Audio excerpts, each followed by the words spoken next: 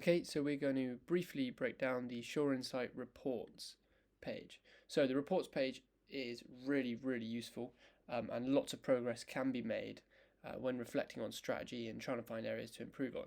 So when you open the reports page, you're met with this. The best thing to check first is your daily brief. Remind yourself, especially if you're backtesting or looking on previous days, what the news was that day, what the bias was for that day, and just remind yourself, what was going on that day. And then you open your reports and you're met with this. You can choose the day, the month, the trade time. You can really refine it to be specific to what you're trying to look for. There's a compare function. Now this is really useful. The compare function is basically where you can head to head two different pairs of currencies, or buys or sells for two different currencies, as I can show you. For example here, let's say Bitcoin all versus Euro USD.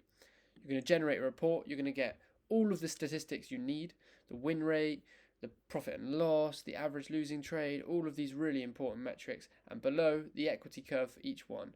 You'll also get a recap, all the trades you took, and in the simulator it will show you for the times you selected within your brief for the report, the win rate, an AI overview of your trading, so whether you've got any weaknesses or potential areas to improve on, and how likely it is that your equity curve is going to continue the way that it is, etc., etc.